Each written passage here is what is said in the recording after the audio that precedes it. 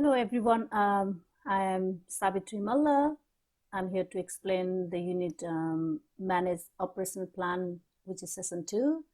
The unit code is BSBMGT517. The topic called Monitor and Review Operational Plan and Performances. And I'm here on behalf of eTraining Private Limited. And end of this session, you should be able to know how to develop, monitor, and review performance system, review profit and productivity performances, identify areas and areas of underperformances, plan and implement performance management system, including coaching and mentoring, negotiate recommendations, develop and implement reporting and record keeping system. So in this one, yes, you need to understand that how we keep everything on place. Once you have planned for your operations, you need to develop and implement monitoring system. Okay, you need to start monitoring people, start checking whether your day-to-day plan is working well or not. So you have to focus on areas of operational performances. You have to monitor performance against targets and the milestones. Always monitor performance using appropriate tools and methods. You need to take action. Always take actions. Actions create the result. Okay, they will bring the result. Monitor on a regular basis. There are few things we have been looking at PD, CA cycle, which is plan, do, check, and act. You have planned it, you are implementing it, and you are checking the progress. If something is happening not right according to the expectation, what you do is act on them. If you need to make some changes, just do some changes. Okay, so monitor budget. You need to monitor budget and financial performances. So talking about monitor, right? Monitoring, actually controlling operations. Actually, these are the process of regulating operational activities, which is very important for managers to manage and measure if their operations are to be on targets and their plans to be achieved or not. Okay, managers, supervisors, and team leaders must be able to use control techniques to identify potential problems and take corrective actions to keep operations on target. They must be able to adopt when variations in schedules and resources uses occurs. Typical monitoring indicators include number of task activities implemented on time, percentage of resources accounted for, or amount of resources misused or non-conformation work, productivity rates, and number of customer complaints. Typical monitoring methods include internal audits of the performances, observation, and the examination of the report. So you can see a little bit of financial performances. Look, we have, as you have allocated following $1,000 for the electricity bill, right? The actual bill is $2,000, which is $2,000 variation.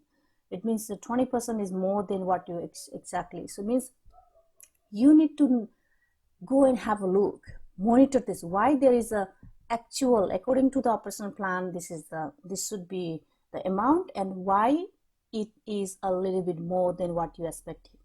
There is a variation a little bit, but you can change it. Okay, you can find out the problem, where was the problem, and you will adjust the situation. You will do it, right?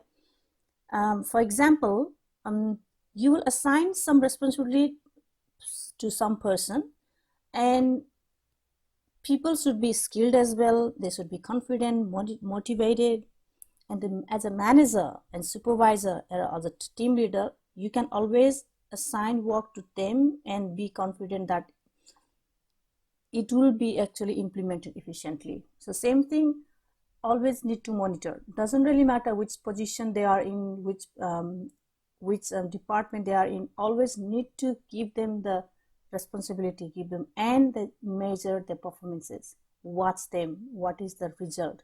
Is it happening according to the custom company's objectives? Is it going towards a mission? Is it going towards a vision? Okay. So monitoring, how do we monitor the productivity of any employees? I'm talking about the employees' productivity. So there are certain tools that we will use. For example, productivity may be monitored using progress report, management reports, team and individual scorecards, and there are some intervention strategies considered: interims actions, adaptive action, corrective action, preventative actions, and contingency actions. So interim actions includes rescheduling to recover during later steps, which is if you begin to fail or fall behind in the early steps of an implementation, what happens is re-examine budgets and schedule for later steps. Perhaps you can save on later steps so the overall budget and then schedule is made. Adaptive actions is actually another steps to renegotiate, recommend increasing the budget for the implementation or extending the deadline for completion of your whatever the plan is. You may need to include a revised business case or a cost benefit analysis as well. And the same topic, we have a few more information, which is amazing. Narrow implementation scope. What does it mean? It means that perhaps non-essential elements of the implementation can be eliminated, hereby reducing costs and or saving times. Deploy more resources if you need to. You may need to put more people or machines on the implementation to meet a critical schedule. Increased costs must be weighed against the importance of the deadline. Okay, and you may need to include a revised business case and a cost benefit analysis. Always make sure that whatever you're putting some effort, some financial resources are put on, there should be some benefits out of it. You do not expect the benefits to come straight away. It may take some time, but there should be, on the long term, there should be more benefits than the cost. And the last one, reset and revise targets. Reset, if you have to reset some target, if you have to reset or redesign something, redesign it and then revise your target. Maybe your target is not achievable. Is it achievable? Just have a look once again in your plan and just do it. Corrective actions offer incentives, deploy coaching, mentoring, and providing training to the staff, providing some bonuses to the people we're working with, and give them some more motivation, encourage them to work harder, and give them some offer and promotions, demand compliances, sometimes demanding that employees, contractor, or suppliers do what they agreed to do will get the desired productivity results. You may have to appeal to senior management back, for getting back or for the support. It's like getting some help at the back. Preventative actions. So preventative actions, regular performance management, policies and procedure, check regularly, contingency plans, which are the actions that deploy alternative resources or recruitment plans, accept substitution. When something is not available, what you'll do is more expensive than budgeted, then substituting a comparative, some kind of item may resolve implementation and productivity related to issue, seek alternative resources, and then employ. Yeah, I mean, definitely those are the contingency plan that we okay, so so when a supplier can't deliver within a budget or schedule or breaks the contract, look for others who can meet personal needs. Accept partial delivery from suppliers, Sometimes the supplier can deliver a partial order to keep your implementation on schedule and complete all full delivery later. Yeah, these are the plan that you also always need to have it. If something is not available, you should have some other options in your place. Okay. So and implement performance management systems. So how does it work? Yes, to improve operational performance as part of systematic performance management, you need to always run team information session, coach, mentor, train your employees. You need to let them know that this is the plan.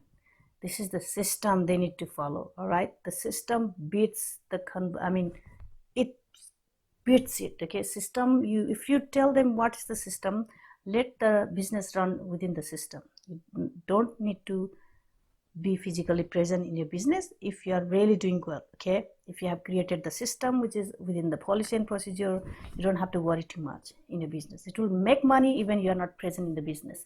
So you will need to work in accordance with your organizational performance management policies and procedure to ensure team members performance is to be standard required in the organization operational business strategies plan.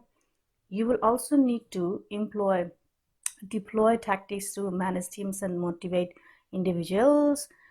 Doing so will help you as a team leaders or managers in three main ways. What is that? Okay, number one, allow you to concentrate on and achieve operational goals for which you are responsible. Allow you and also help you develop team members and shape their behavior towards high performance, and also to help avoid having to correct poor performances of individuals by heading off negative team behaviors before it can affect a person's performances. Lastly, also to improve performance, you may need to run team of information sessions, course, mentor, or train staff. So very, very good information that how you will actually implement all the systems in the business, right? And so present and negotiate recommendations. So how will you present those whatever the recommendation you have come up with? Yes, you may need to present recommendation to stakeholders, develop management reports, negotiate recommendation, obtain approval for changes to plans. If there is something needs to be changed, suppose the employees are not doing as for the expectation, you might need to provide some training, monitor and control your cost, always within the budget, and plan for the process improvement. That is how you will do it. All right, plans for the so develop management process. So you need to always make a report, develop a report, so that you can show this is how our business is running. We must do some changes, and that is how our business can do better than what actually is doing at the moment. So in saying that, so you need to always plan for the success. Plan for the success. How you plan for the success? If you plan for the improvement, then you are towards the success, right? Talking about the input, people, equipment, capital, materials, whatever you are in, and processes, transform, resource use to output.